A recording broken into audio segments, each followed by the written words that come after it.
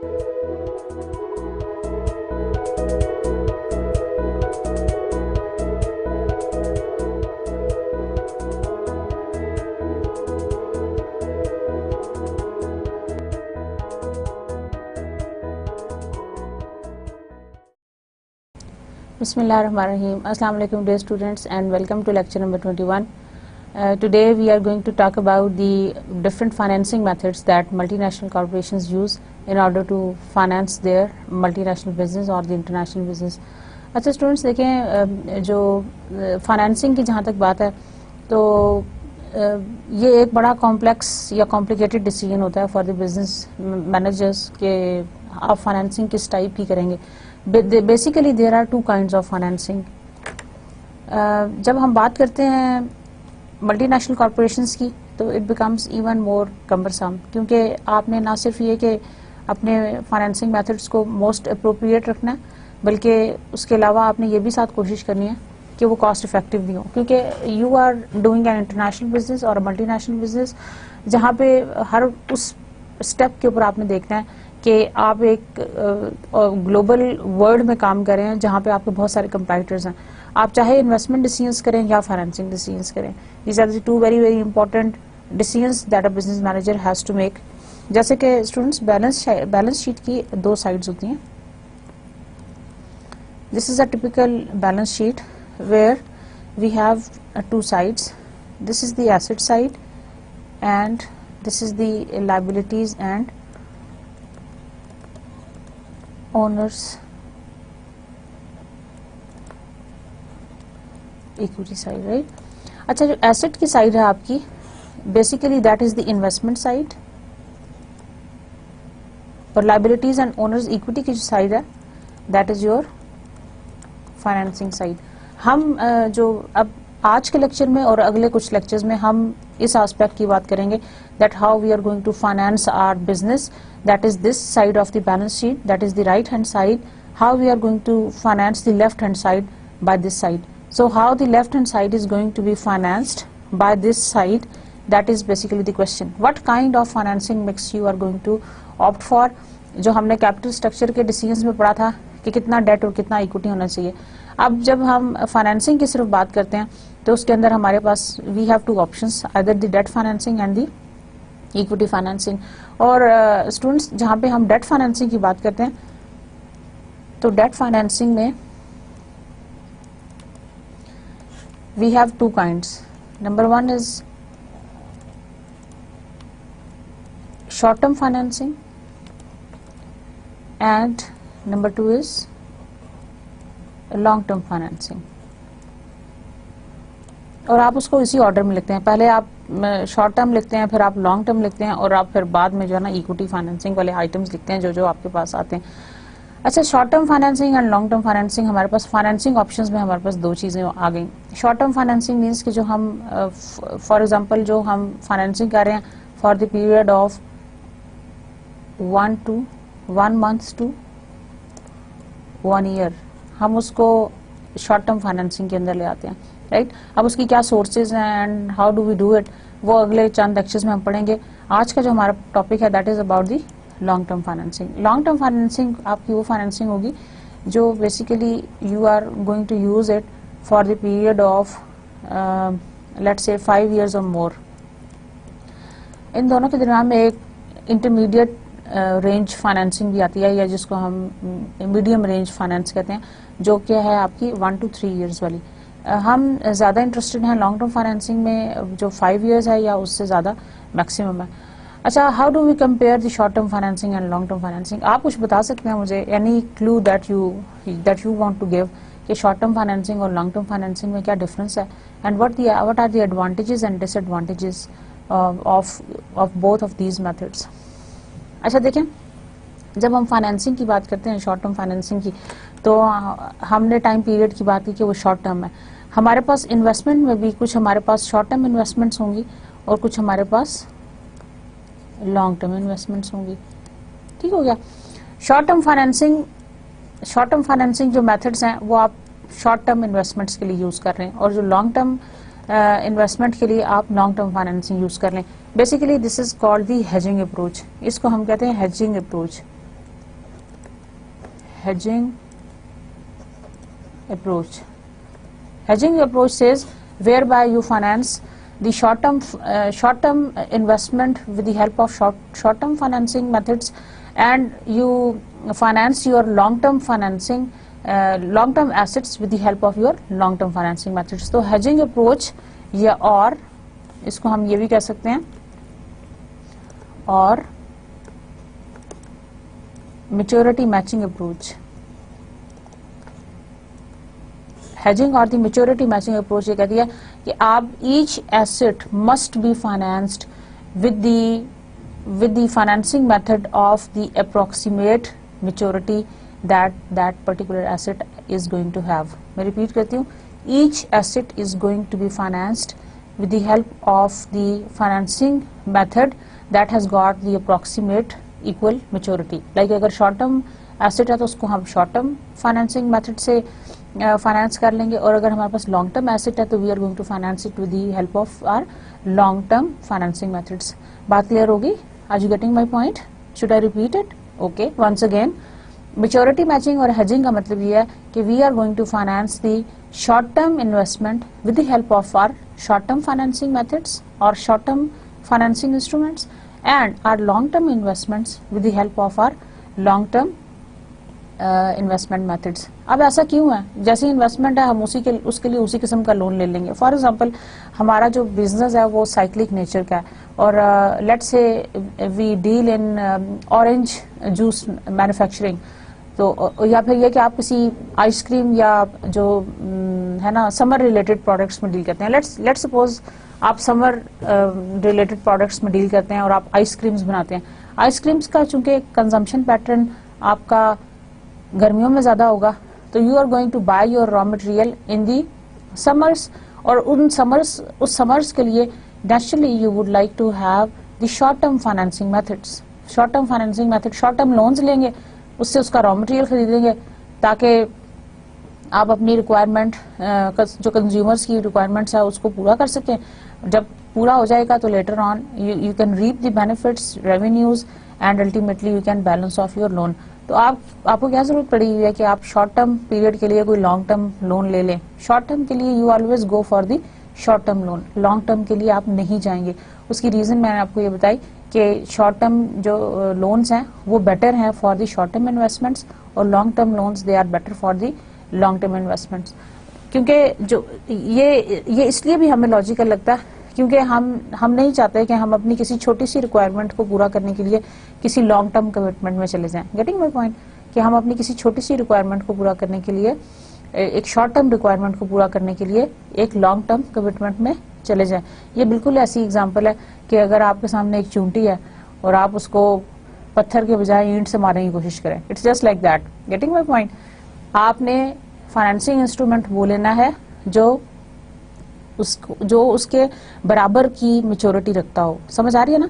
Investment आप उस investment के लिए शॉर्ट टर्म अगर इन्वेस्टमेंट है तो आप उसके लिए फाइनेंसिंग इंस्ट्रूमेंट ऐसा लेंगे जो कि उसी अप्रॉक्सीमेट मैच्योरिटी का हो. I hope you are getting my point. So short term और लॉन्ग टर्म का मैं आपको डिफरेंस समझा रही थी. लॉन्ग टर्म इन्वेस्टमेंट्स के लिए आप लॉन्ग टर्म फाइनेंसिंग लेंगे.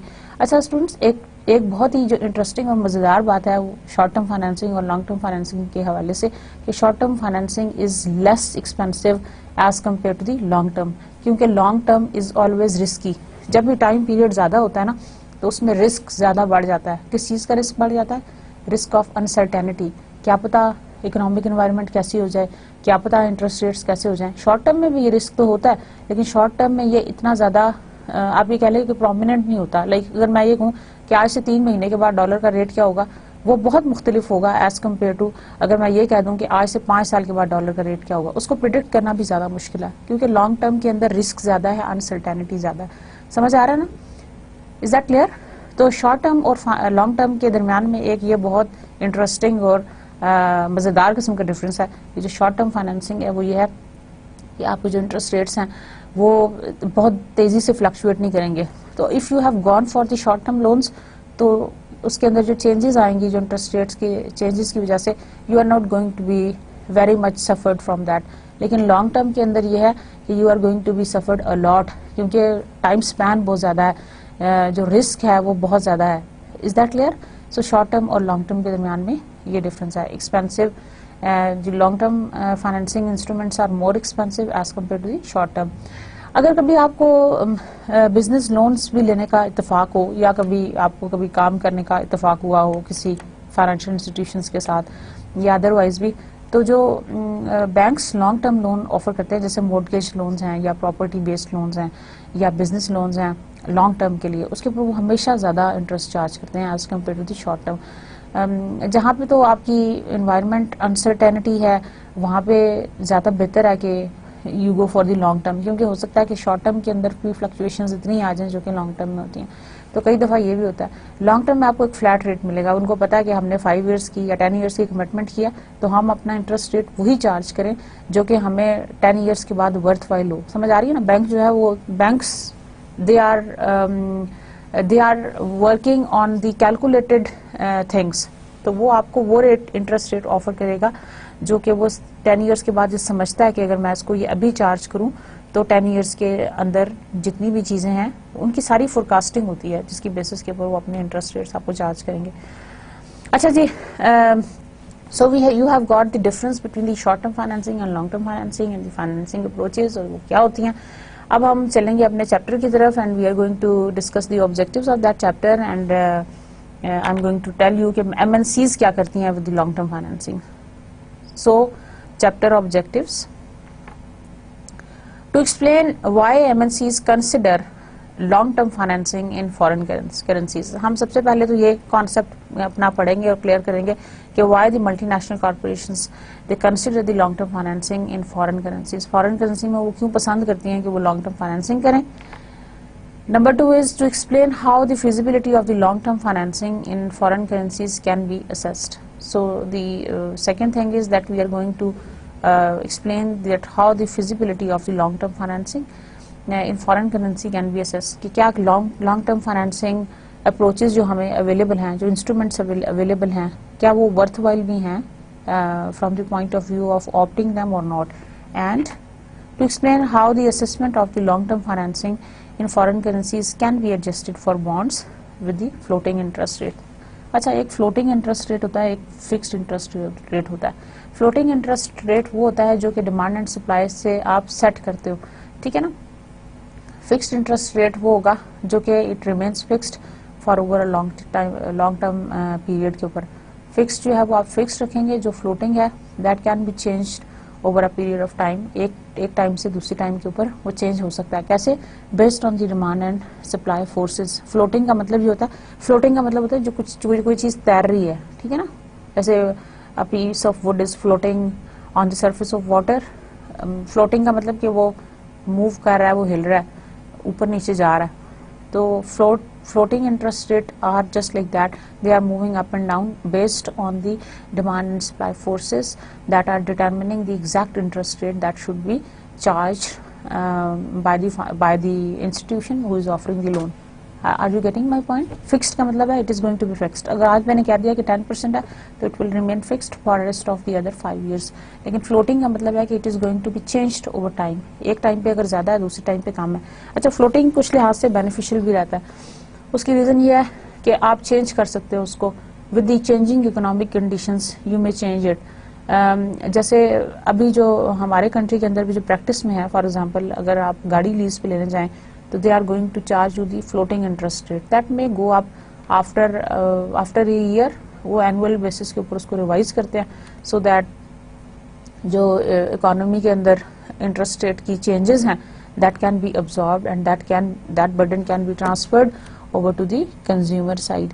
तो ये एक चीज है जो फ्लोटिंग के अंदर कुछ अब कुछ कंट्रीज के अंदर फ्लोटिंग इंटरेस्ट रेट बेहतर होगा और कुछ कंट्रीज के अंदर फ्लोटिंग रेट का आपको प्रॉब्ली नुकसान भी हो सकता है. फ्लोटिंग रेट बेहतर भी हो सकता है आपके लिए और फ्लोटिंग रेट नुकसान भी हो सकता है based on the economic condition, changing economic conditions of that very particular country. So the long-term financing decisions. Since MNCs commonly invest in long-term projects, they rely heavily on the long-term financing. आप कह रहे होंगे कि मैंने पहले short term financing की बात क्यों नहीं की, पहले मैं लॉन्ग टर्म फाइनेंसिंग की बात क्यों कर रही हूँ? क्योंकि हमारे जो MNCs का बिजनेस है, we are here in this class, हम अपनी इंटरनेशनल फाइनेंशियल मैनेजमेंट पढ़ रहे हैं, मल्टीनेशनल फाइनेंशियल मैनेजमेंट है। मल्टीनेशनल फाइनेंशियल मैनेजमेंट में we are talking about multinational corporations, और मल्टीनेशनल कॉर्पोरेशंस जो हैं वो लॉन्ग टर्म प्रोजेक्ट्स में इन्वॉल्व हैं, और लॉन्ग टर्म प्रोजेक्ट्स के लिए लॉन्ग टर्म फाइनेंसिंग चाहिए। इसी वजह से हम पहले लॉन्ग टर्म फाइनेंसिंग पढ़ेंगे, उसके बाद हम शॉर्ट टर्म फाइनेंसिंग पढ़ेंगे। Getting my point?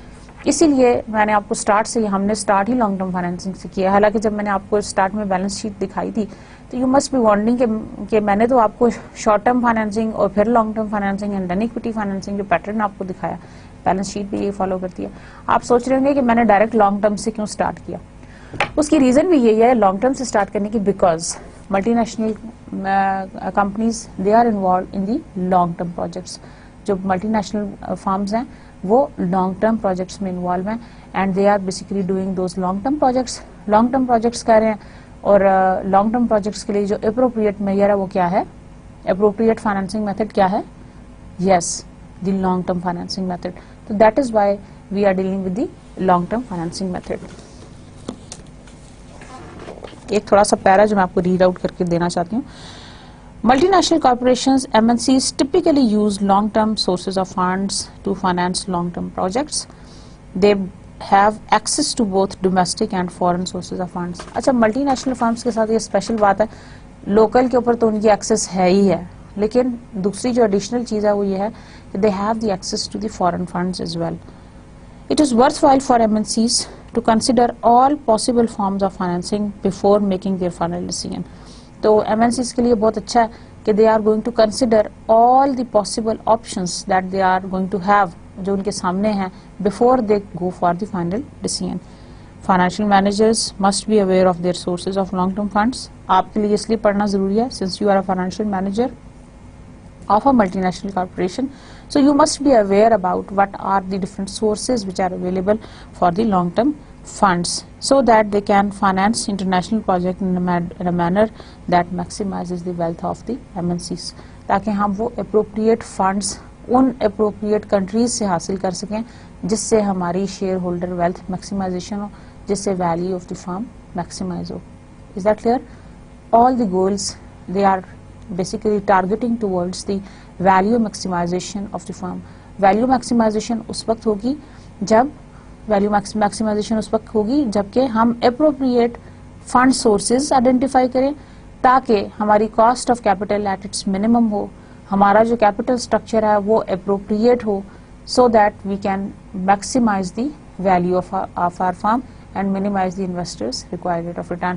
That is basically the phenomena, that is basically the crux of the story that we have been talking about in so many previous lectures, और जिसकी तरफ हम ध्यान कर रहे हैं। देखिए, इन्वेस्टमेंट जब आप करने जा रहे हैं तो सबसे पहले इन्वेस्टमेंट के लिए जरूरी है, हाँ जी, पैसा कहाँ से आएगा। पैसा कहाँ से आएगा, you must be aware about that sources. Short term है फंड्स हैं, लॉन्ग टर्म फंड्स हैं, सिर्फ क्या डोमेस्टिक सोर्सेज हैं, इंटरनेशनल सोर्सेज भी हैं। You are dealing in the multinational business, आपके पास across the border you have the access to those funds, and you may go for that, and you may be working for that. So since MNCs commonly invest in long term projects, they are going to rely heavily on these long term financing. Once the capital structure decision has been made, the MNC must consider the possible sources of equity or debt and the costs and the risk associated with each source. अच्छा, एक दफा जब आपने अपना capital structure identify कर लिया, what is the capital structure? That is the mix of your debt and equity. आपने एक दफा आइडेंटिफाई कर लिया, लेट्स से आपने ये कह दिया कि मेरा 60% डेट होगा और मेरा 40% इक्विटी फाइनेंस होगा, ठीक है ना। जब आपने एक दफा ये अपना टारगेट कैपिटल स्ट्रक्चर आइडेंटिफाई कर दिया, this is your target capital structure. The MNC must consider the possible sources of equity and debt. MNC को ये चाहिए कि वो अपने जो भी possible sources of debt हैं and equity हैं उनको आइडेंटिफाई करें, and the costs, और उसकी फिर कॉस्ट क्या है, कॉस्ट कैसे हम कैलकुलेट करने जा रहे थे, that was with the help of WACC। ये सब रिवीजन है स्टूडेंट्स, ये आपके, I think that you must be weighted average cost of capital, that is the WACC। The weighted average cost of capital क्या थी?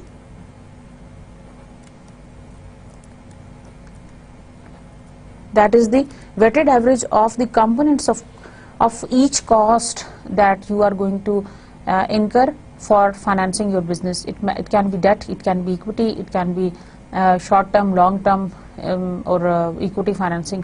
और हमने डेट से जो किया था वो था after tax cost of debt. After tax हमने इसलिए किया था क्योंकि हमें टैक्स बेनिफिट होता है whenever we go for the debt financing. तो एक दफ़ा जब हमने अपना कैपिटल स्ट्रक्चर आइडेंटिफाई कर लिया, then MNC must consider the possible sources of equity and debt, और उससे फिर रिलेटेड कॉस्ट्स क्या हैं. और कॉस्ट के लिए हम किधर चले जाएंगे, we will move step back.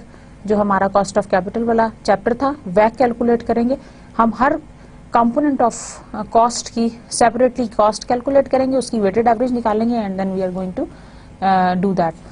और उसके साथ जो रिस्क एसोसिएटेड है, रिस्क क्या एसोसिएटेड है, शॉर्ट टर्म फाइनेंसिंग के साथ क्या रिस्क एसोसिएटेड है, लॉन्ग टर्म फाइनेंसिंग के साथ क्या रिस्क एसोसिएटेड है, इक्विटी फाइनेंसिंग के साथ क्या रिस्क एसोसिएटेड है. We are going to have the cost and benefit analysis of all the available options that an MNC have.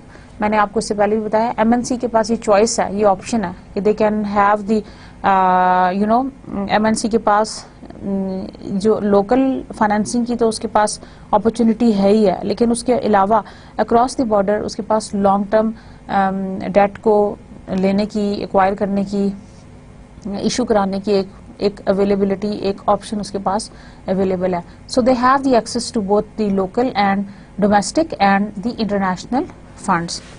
So about the cost of equity, the sources of equity, the MNCs may consider a domestic equity offering in their home country in which the funds are denominated in their local currency. अब equity financing में भी दो available options है. एक तो ये है कि वो locally equity raise कर लें और दूसरा ये है कि वो internationally equity raise करें. For example, अगर हम सिंगापुर के अंदर जाके अपनी कोई सब्सिडरी ओपन करना चाहते हैं तो एक लोकली जो है वो हमारा पाकिस्तान से हम फंड रेज कर सकते हैं और दूसरा जो है वो हम सिंगापुर से इक्विटी रेज कर सकते हैं. So we have two options. Second, they may consider a global equity offering in which they issue stock in their home country and in one or more foreign countries. और एक से ज्यादा countries के अंदर भी कर सकते हैं. That was just to give you an example of Singapore. They may consider this approach to obtain partial funding in a currency that they need to finance a foreign subsidiary operation. अब partially भी कर सकते हैं, like जरूरी नहीं कि सारा ही local से ले लें या फिर सारा ही फॉरेन से ले लें, मिक्स भी कर सकते हैं. लाइक कुछ आप लोकल से ले लें और कुछ आप फॉरेन से ले लें. In addition the global offering may provide them with some name recognition. Global offering से उनको एक तरह की थोड़ी सी रिकग्निशन भी मिल जाएगी कि ये जो एमएनसी है they are getting finance from this particular institution. तो एक तरह से वो भी रेज हो जाता है. लाइक अगर मैं सिर्फ लोकल से कर रही हूँ तो शायद मेरी वर्ल्ड वाइड इतनी ज्यादा रिकग्निशन नहीं होगी, लेकिन अगर मैं किसी फॉरेन इंस्टीट्यूशन से लोन ले रही हूँ तो yes I do have the enough worth और the eligibility that the some international bank they are giving me the loan, मतलब other than the local bank. Investors in a foreign country will be more interested in a global offering if the MNC places a sufficient number of shares in that country to provide liquidity. The stock will be listed on an exchange in the foreign country so that investors there can sell their holdings of the stock. उनके stocks जो हैं वो across the border उनके एक stock exchange पे list हो जाएंगे and they can do that trading. Number 3, MNCs may offer a private placement of equity to financial institutions in their own home country. या ये कि एमएनसी जो है वो अपनी प्राइवेट प्लेसमेंट्स अपने ही होम कंट्री में कर सकती है. प्राइवेट प्लेसमेंट का मतलब है जब आप फर्स्ट टाइम इक्विटी को इशू करते हैं तो उसको हम, ये एक प्रोसीजर है जिसको हम कहते हैं कि ये जो है ना आपकी आईपीओज कहते हैं, इसको हम कहते हैं इनिशियल पब्लिक ऑफरिंग. जब आप फर्स्ट टाइम इक्विटी शेयर करोगे तो उस प्रोसेस को हम कहते हैं इनिशियल पब्लिक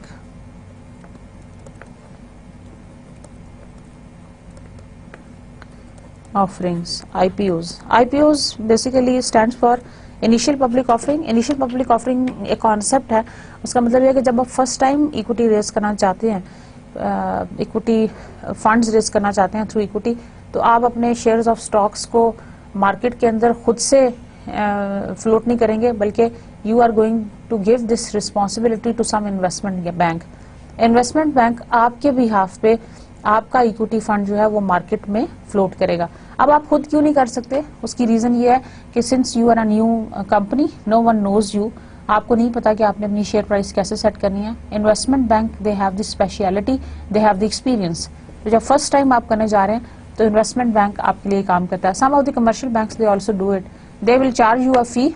वो आपने जितना भी शेयर ऑफ स्टॉक फ्लोट करना है इक्विटी का, वो उसके अगेंस्ट कुछ परसेंटेज आपसे एज अ फी ले लेंगे, राइट। और वो आपके बिहाफ पे उस शेयर ऑफ स्टॉक को मार्केट में लॉन्च कर देंगे। आप थोड़े सेफ हो जाते हो क्योंकि investment bank is going to take up the responsibility for that. Initial public offering के बाद जो सेकंड स्टेप आता है that is called the private placement. Private placement जो है वो इनिशियल पब्लिक ऑफरिंग के बाद का स्टेप है, जिसके अंदर आपके शेयर ऑफ स्टॉक को बैंक एक पर्टिकुलर अमाउंट, एक प्राइस दे देगा कि yes this can be floated at this particular price. तो ये भी उससे कनेक्टेड एक चीज़ है जिससे आप फर्स्ट टाइम जब अपना शेयर ऑफ स्टॉक मार्केट में लॉन्च करने जा रहे हैं, फ्लोट करने जा रहे हैं, तो इन्वेस्टमेंट बैंक आपको सर्विसेज देता है and they charge you a commission for that. Obviously that is not the free of cost, वो आपको कुछ चार्ज करेंगे। This is called the private placement. अच्छा जी students, we are talking about the sources of equity and debt. When we talk about the sources of equity, अच्छा जी, MNCs may not be able to obtain all the funds that they need with a private placement.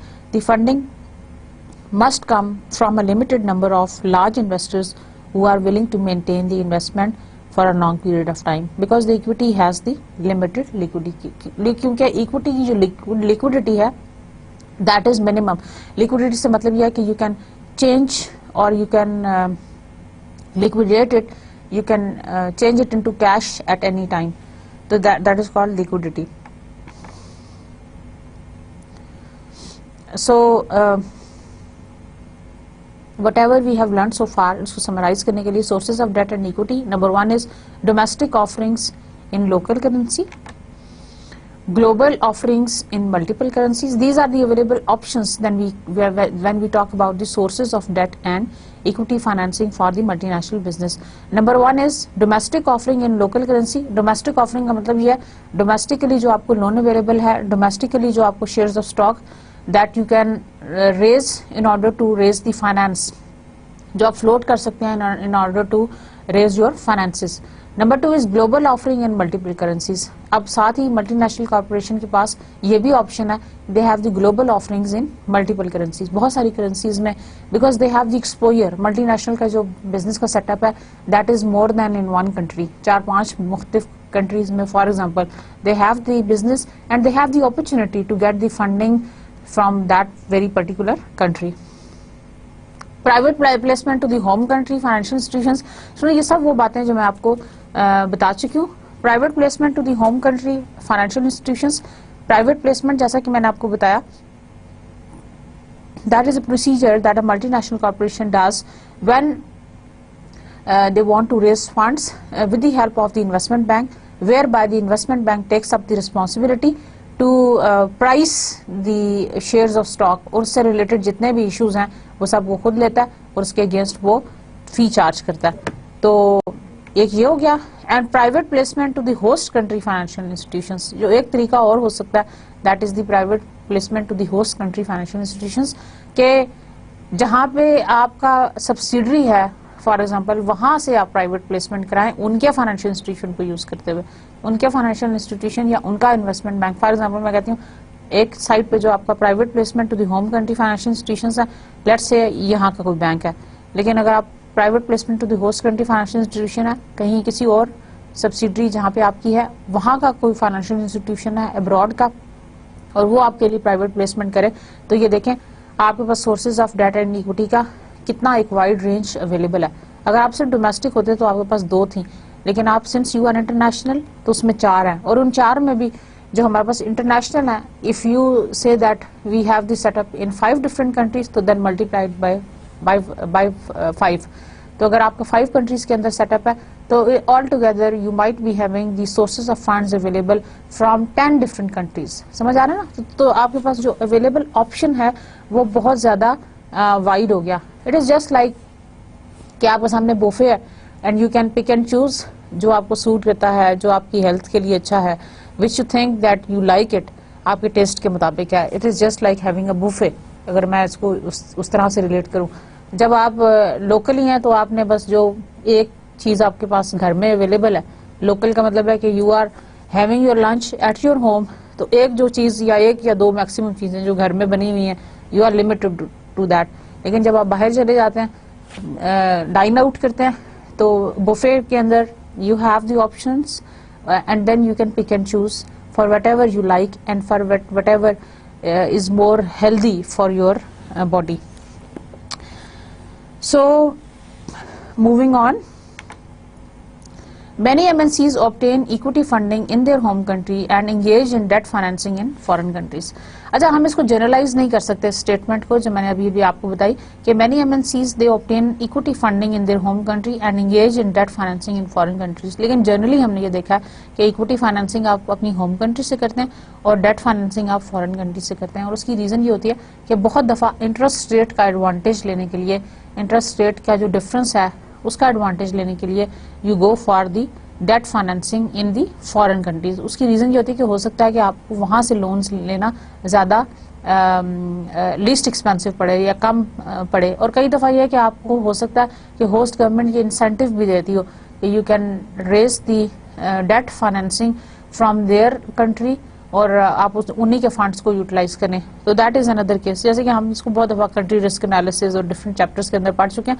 Host country भी हमें offer कर सकती है कि we may raise fund from their country, और sometimes even the restriction that we have to raise fund from their own country, right?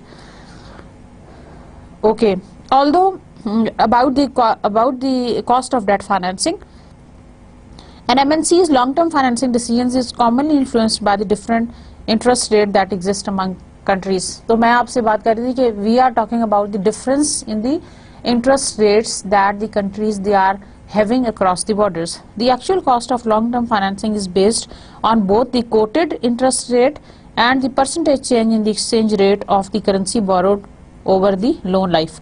अच्छा, दो चीजें हैं। एक है आपका quoted interest rate. Quoted interest rate का मतलब यह है जो बैंक आपको चार्ज करेगा, which is also called the nominal interest rate. Nominal interest rate और the quoted interest rate is that particular interest rate which the financial institution is offering you for a loan.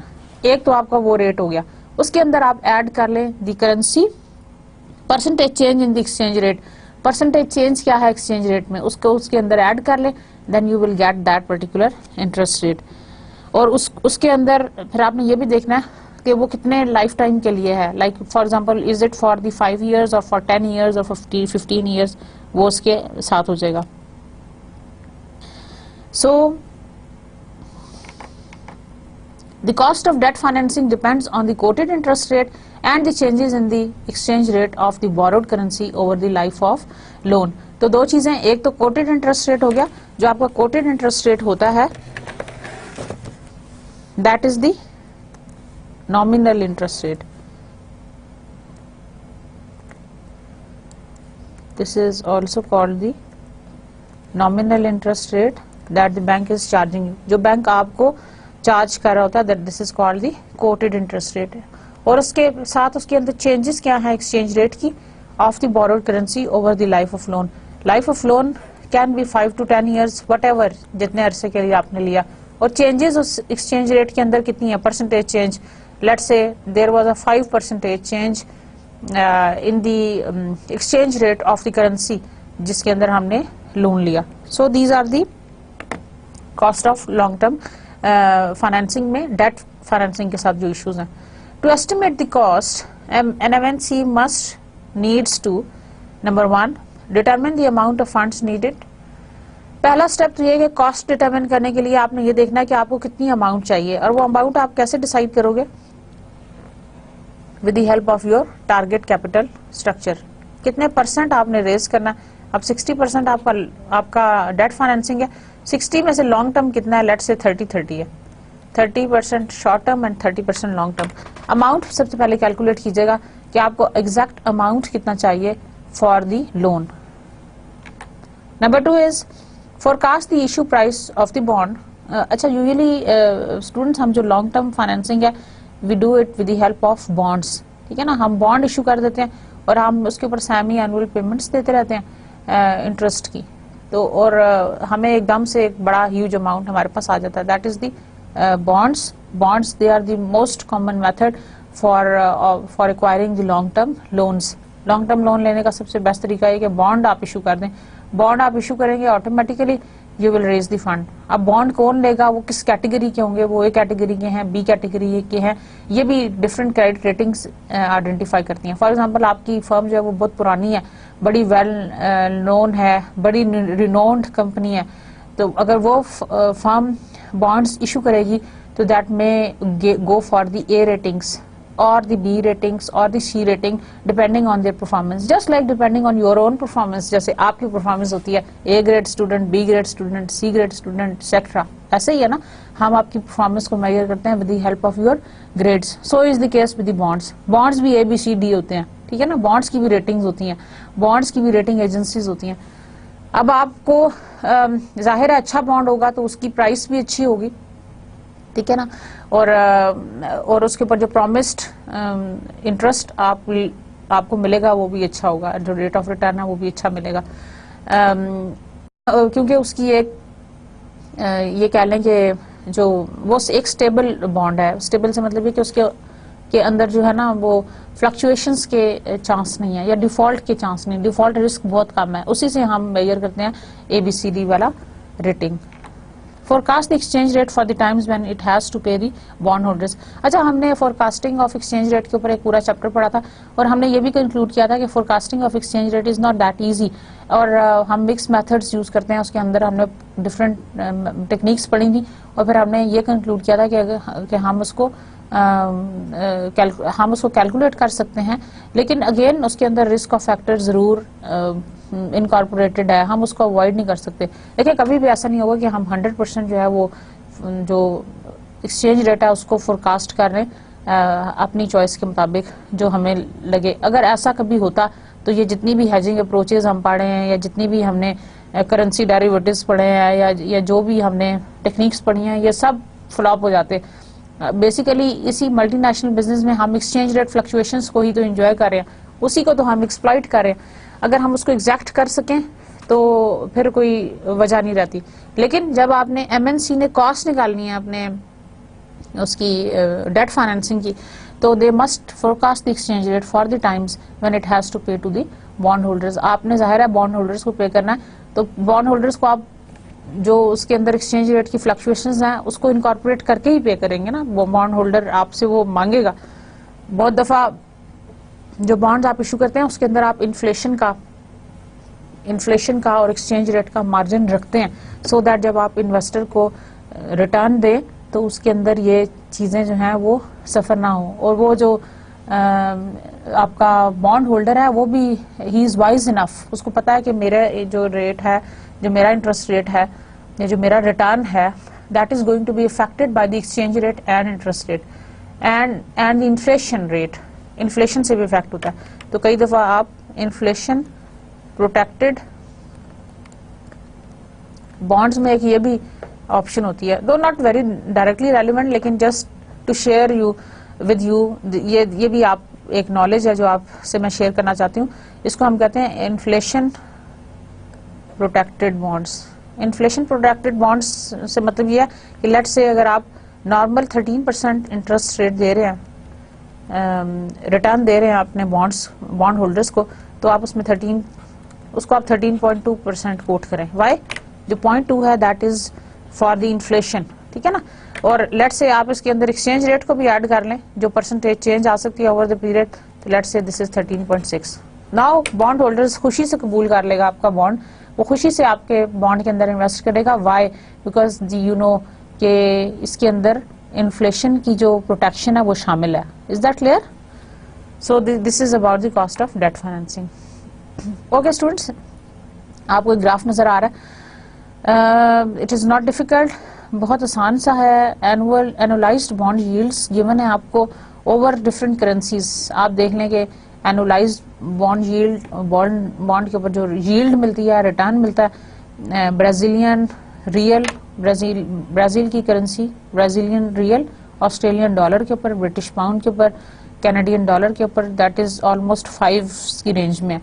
Australian dollar का 5 से थोड़ा ऊपर है, it's almost 6 point something, और Brazilian real का it is more than 10.7, no it is approximately 13। अगर हम इसको यहाँ से देखें, दिस इज अप्रोक्सीमेटली 13.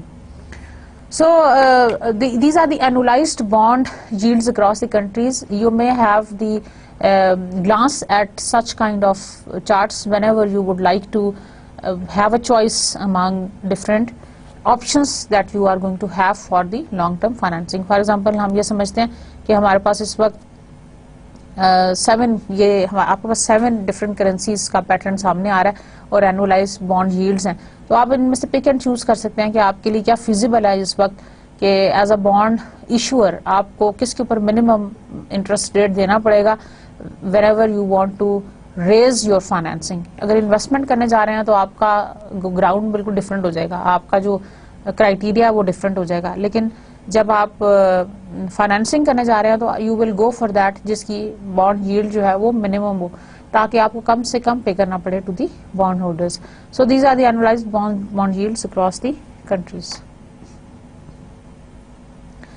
अच्छा जी, now we are going to look at an example, financing with bonds denominated in dollar versus Singapore dollar. अब हम देखेंगे कि बेसिकली ऑप्शंस हम पढ़ेंगे कि अगर हम अपने फाइनेंस करने जा रहे हैं बॉन्ड्स को, तो when they are denominated in dollar currency versus when they are denominated in Singapore dollar. अगर सब्सिडरी का या होस्ट कंट्री के उसका आप डॉलर को होम कंट्री समझ लें और सिंगापुर को आप होस्ट कंट्री समझ लें, तो अगर हमारे पास ये दोनों ऑप्शंस हैं तो हम क्या चूज करेंगे. Piedmont company needs to borrow 1 million over a 3 years period. अच्छा, आपको यहाँ पे कॉलम्स नजर आ रहे हैं, 5 कॉलम्स नजर आ रहे हैं, और हम ये देखना चाह रहे हैं कि हमारी एनुअलाइज्ड जो है वो क्या आएगी, कॉस्ट क्या आएगी, कॉस्ट ऑफ फाइनेंसिंग क्या आएगी if we have these different financing alternatives available. Number 1 is US denominated, dollar denominated bonds, coupon rate is 14%, right? And Singapore dollar denominated bonds, coupon rate is 10%. अच्छा, हमने कहा था कि हम 2 चीजें देखेंगे, एक तो ये कि हम उसका इंटरेस्ट रेट देखेंगे, उसका कूपन रेट देखेंगे बॉन्ड का, और दूसरा हम ये देखेंगे कि उसका एक्सचेंज रेट कितना है. तो पहली ऑप्शन के अंदर आप देखें, पहले कॉलम के अंदर आप ये देखें, financing alternative and of the year, first year के एंड के ऊपर US dollar denominated bonds, coupon rate 14% और 100,000 को 14 से मल्टीप्लाई किया, दैट इज 1,40,000. सेकेंड ईयर में भी यही रहा, एंड थर्ड ईयर में it went up to double. Singapore denominated dollar bonds, coupon rate is 10%, same goes for that. और हमने ये देखा कि forecasted exchange rate it is going to be fixed, that is 0.50, 0.50 and 0.50. it remained fixed over the time period. तो हम जब इसको dollar में कन्वर्ट करेंगे तो क्या हो जाएगा, कैलकुलेटर उठा लें, देखिए सिंगापुर डॉलर को आप डॉलर में कन्वर्ट कीजिएगा, 200,000 multiplied by 0.5, this is equal to 100,000. ये हो गया फर्स्ट कॉलम में. सेकंड कॉलम में आए, 200,000 multiplied by 0.5, again 100,000. Third column में आए, 0.5 multiplied by 2200 000, this is equal to 1100 000. So the cost of financing for the US dollar denominated bond is 14%, and cost of financing for the Singapore dollar denominated coupon bonds is equal to 10%. Payment in dollar जब आप दे रहे हैं तो you are going to be charged for 10%. If the borrowed currency appreciates over time and MNC will need more funds to cover the coupon or the principal payments. अच्छा, interestingly अगर आपने currency बोरो की हुई है and it appreciates over time, तो MNC को ज्यादा fund देना पड़ेगा टू कवर द कूपन और द प्रिंसिपल पेमेंट. अब कौन सी करेंसी हमारी करेंसी के अगेंस्ट अप्रिशिएट करती है, for example the dollar currency. जो पिछली एग्जांपल थी आपने देखा, इसमें हमारा फिक्स्ड रहा, जो forecasted exchange rate of Singapore dollar है वो $0.50 वो उसके आधे के बराबर है थ्रू आउट 3 ईयर्स के बराबर। लेकिन अगर यही करेंसी इसका जो पैटर्न है वो अप्रिशिएट कर जाए, जैसे 0.5 से 0.6 हो जाए, 0.7 हो जाए या ऊपर चला जाए, तो definitely you will be needing more amount of fund in order to give the principal payment, coupon की पेमेंट और प्रिंसिपल की पेमेंट को पूरा करने के लिए। इट इज जस्ट लाइक जैसे अगर मैं आज डॉलर की करेंसी में लोन ले लूं और कल को जो मैंने पेमेंट करनी है इंटरेस्ट की वो डॉलर में ही करनी है, और डॉलर अप्रिशिएट होके 100 से चला जाए 105 पे या 107 पे, तो फिर मुझे तो 107 के हिसाब से देनी पड़ेगी ना। I will be needing more rupee in order to give the principal payment, क्योंकि करेंसी वो अप्रिशिएट होगी against my currency. So this issue has to be considered with the great depth. उसकी रीजन ये है कि otherwise you will be at loss, क्योंकि आपको ये बहुत ध्यान से, क्योंकि you are very much concern, ये आपकी कॉस्ट के अंदर एडिशन हो जाएगा, आपको ज्यादा इंटरेस्ट पे करना पड़ेगा because of this exchange rate increase. एक तो इंटरेस्ट रेट तो आपने उनको देना ही देना है, लेकिन उसके अलावा जो एडिशनल, जैसे हमने पिछली एग्जांपल में किया 14% या 10%, वो तो आपको देना ही देना है, लेकिन उसके अलावा जो आपको देना पड़ जाएगा that is going to be the exchange rate difference, और उसकी वजह से जो करेंसी लॉस हो रहा है वो आपने ऑटोमेटिकली पूरा करना होगा। So that is the case basically. The potential savings from issuing lower yield bonds denominated in a foreign currency should be weighed against the potential risk of incurring high cost if the borrowed currency appreciates over time. अच्छा, क्या मतलब हुआ? Potential saving in the from the issuing lower yield bonds denominated in a foreign currency, जैसे वो 10% वाला case आप देख लें, सिंगापुर डॉलर करेंसी जो थी वो थी 10%, ये देखिए सेकंड कॉलम में नजर आ रहा होगा आपको, रो में, सॉरी, ये 10% वाला ना। तो अगर ये दूसरी करेंसी में आप 10% दे रहे हो तो इसका बेनिफिट कंपेयर करेंगे किससे, क्या सेविंग हो रही है from issuing lower yield bond denominated in a foreign currency, that is Singapore dollar currency, should be weighed against the potential risk of incurring high cost if the borrowed currency appreciates over time.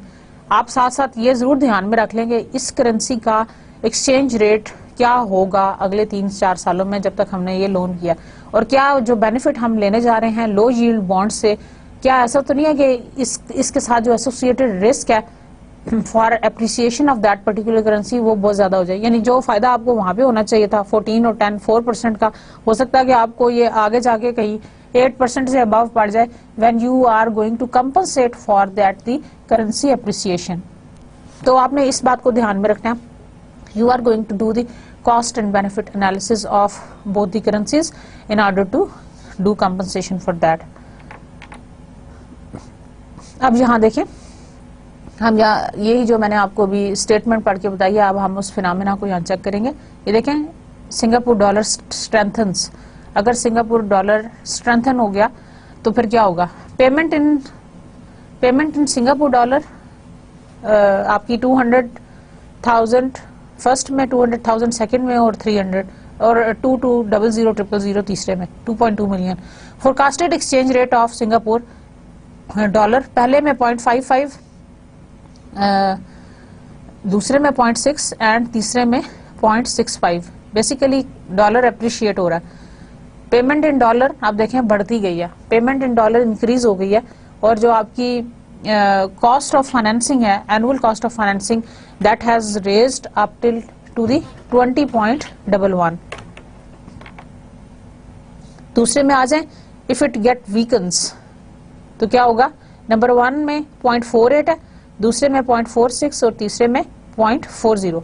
तो annual cost of financing is going to be decreased. Forecasted exchange rate of Singapore dollar, आपका जो exchange rate है वो कम होता गया। अब जो आपको पेमेंट इन डॉलर्स है वो भी आपकी कंपैरेटिवली कम हो गई है, और एनुअल कॉस्ट ऑफ फाइनेंसिंग आपकी कम हो गई है। लेकिन स्टूडेंट्स, इसको प्रिडिक्ट करना इतना आसान नहीं है, आपने इसको पहले से प्रिडिक्ट करके रखना है, बिकॉज अगर if it happens on the ground तो फिर तो ये बहुत मुश्किल हो जाएगा उसको रिवर्स बैक करना, उस वक्त तो रिवर्स गियर लगाना बहुत मुश्किल है।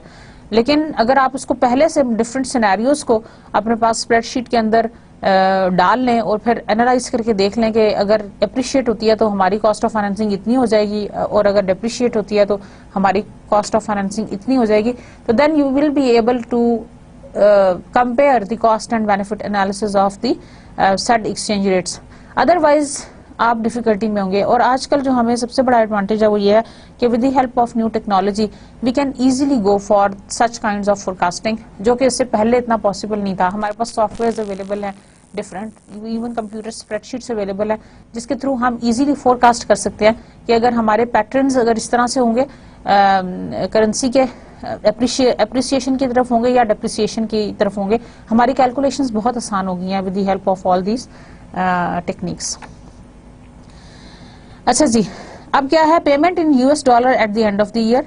Scenario number 1, no change in the dollar currency, Singapore dollar value. जैसे कि आपने देखा कि जो हमने सबसे पहला सिनेरियो किया था, मैं आपको पीछे ले जाती हूँ पिछली वाली स्लाइड के ऊपर, ये देखें, that was the payment in dollar और एनुअलाइज्ड कॉस्ट ऑफ फाइनेंसिंग आपकी थी 10% जब आप पेमेंट इन डॉलर कर रहे थे।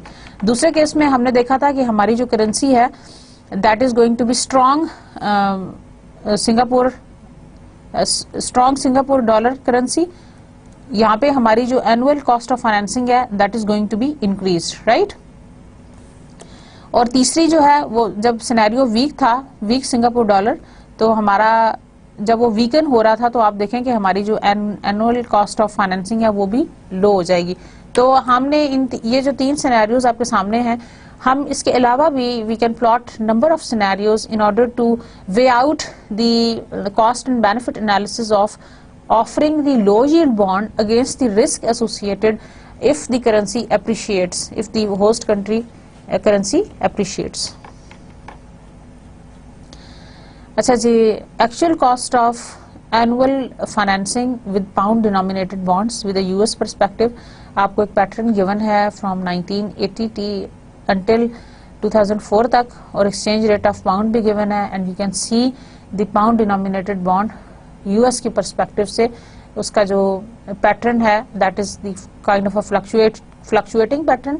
80 से लेके 84 तक ये ड्रॉप में है, उसके बाद फिर ये इंक्रीज है, and then it has got the fluctuations in that, the regular fluctuations towards the lower side, नीचे की साइड के ऊपर जो एक्सचेंज रेट है पाउंड का, and then it increased up again after 2000, perhaps because of the global scenario it was changed 9/11 की वजह से, टेररिस्ट अटैक्स एटसेट्रा।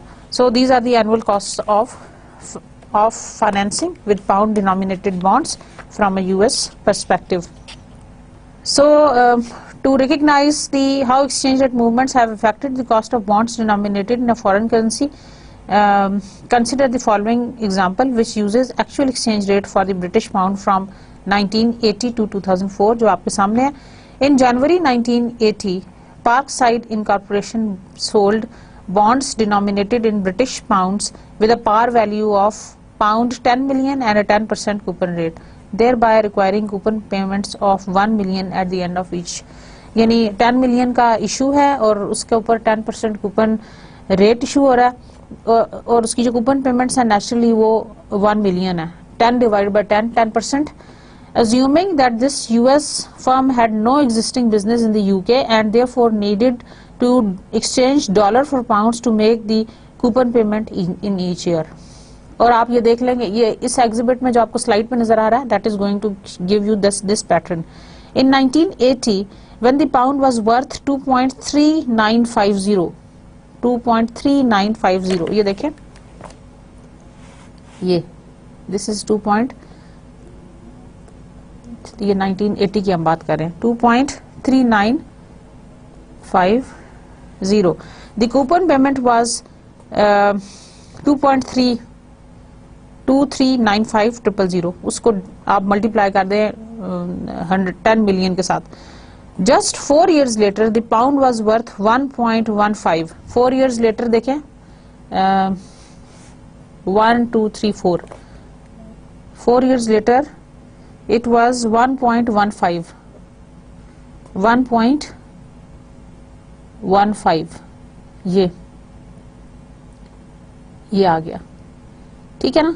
यहाँ पे अब क्या होगा कि कूपन पेमेंट हो जाएगी 1,159,200, कम हो गई ना. So thus the firm's dollar coupon payment in 1984 was less than half of the paid in 1980. जो 1980 में उसने पे किया, उससे अब उसकी जो अमाउंट है वो तकरीबन हाफ के बराबर हो गई, right, even though the same number of pound was needed, that is जो आपके पाउंड 1 मिलियन ईच ईयर। हालांकि पेमेंट इंटरेस्ट की तो उतनी बननी चाहिए थी, but because of the exchange rate fluctuation, जो पहले आपने इतना पे करना था आप तकरीबन आप उसका हाफ पे करेंगे। In general the dollar coupon payment increase during the late 1980s as the pound appreciated and then declined during the early 90s. Early 90s में decline हो गया as the pound depreciated. The pound was less volatile in the middle and late 1990s. आप pattern देखते रहें अपने slide के ऊपर, मैं आपको रीड आउट करके दे रही हूँ। The pound was less volatile in the middle and late 1990s. ठीक है ना, 1990s के मिडल और लेट में लेस volatile था। लेस volatile means के it had the less fluctuating pattern as it had before. The influence of the exchange rate movements on the cost of financing with bonds denominated in the foreign currency is very obvious in this example, जो कि आपको graph में नजर आ रहा है। The actual effects would vary with the currency of denomination since exchange rates do not move in perfect tandem against the dollar. तो जो आपका टेंडम होगा, टेंडम से मतलब यह है कि जो पैटर्न होगा with the foreign currency that matters a lot, right? सो ये जो आपको मैं पेमेंट्स पढ़ के सुना रही थी, दैट वाज एग्जैक्टली जो मैंने आपके लिए लिखी, ये देखें 2.395 ये आता है यहाँ पे, ठीक है ना। यहाँ हम सिर्फ रेट्स की बात कर रहे थे, मैंने उसको यहाँ पे डायरेक्ट 10 मिलियन से मल्टीप्लाई किया। You can even look at this graph, this is the US needed to cover annual coupon payments of 1 million. 1 million से हमने इनको अमाउंट्स को मल्टीप्लाई किया हुआ। Exchange rate risk of debt financing. Exchange rate risk of debt financing. When issuing bonds in a foreign currency, the exchange rate is very important. However, the point estimate does not account for the forecast uncertainty. मैं repeat करती हूँ. When issuing bonds in a foreign currency, the exchange rate is very important. जब आप foreign currency में bond issue करें तो exchange rate is very very important, जैसे कि मैंने आपको बताया। However, a point estimate does not account for the forecast uncertainty. लेकिन ये for uncertainty है forecasting की, उसको आप account for नहीं कर सकते इस method से। Hence, a probability distribution of the exchange rate should be developed and used to compute the expected financing costs and its probability distribution. जैसे कि मैंने आपको बताया था कि हम spreadsheet programs के through probability distributions बना लें, and then we will be in a position to have the probability distribution की help से the expected financing cost and its probability distribution, हम उसकी expected financing cost भी calculate करें और उसकी probability distribution। तो dear students, we have talked about the short term financing and the long term financing और उनके patterns के बारे में, and specifically जो आपका other than the coupon rate के अलावा जो हमारे पास the most appropriate and the most obvious and the most important and the most significant factor that is called the exchange rate. exchange rate की movement कैसे effect करेंगी cost of financing को, वो हमने इसके अंदर पढ़ी है।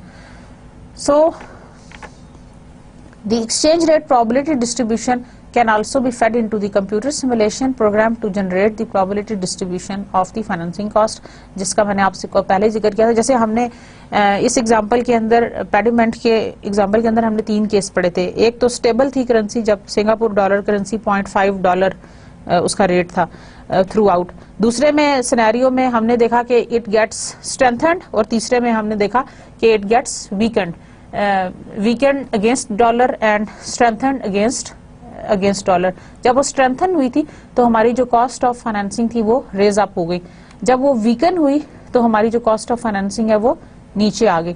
तो हमने ये देखना है, लेकिन हमने साथ ये भी देखना है कि जो हम अगर फॉरेन करेंसी के अंदर डिनोमिनेटेड बॉन्ड ले रहे हैं उसकी अगर हम कम यील्ड ले रहे हैं तो हमें साथ ये भी देखना है कि ऐसा ना हो कि हम कम यील्ड वाला बॉन्ड तो ले लें ताकि हमें कम पे करना पड़े coupon rate to the payers, लेकिन एक्सचेंज रेट फ्लक्चुएशन की वजह से हमारा जो है ना वो रिवर्स हो जाए। जैसे कि आपने पाउंड और डॉलर करेंसी के पैटर्न्स देखे 1980s में, जो उन्होंने 80 में पेमेंट की थी कूपन रेट की, जस्ट बिकॉज के पाउंड फ्लक्चुएट हो गया, डिप्रिशिएट हो गया, तो अब उन्होंने को बहुत कम तकरीबन हाफ पेमेंट करनी पड़ी। अगर अप्रिशिएट होता तो उनको ज्यादा पेमेंट करनी पड़ी, और हमने देखा कि मिडल 90s और उसके बाद it has got the more less volatile pattern as compare to जो 1980s के अंदर था।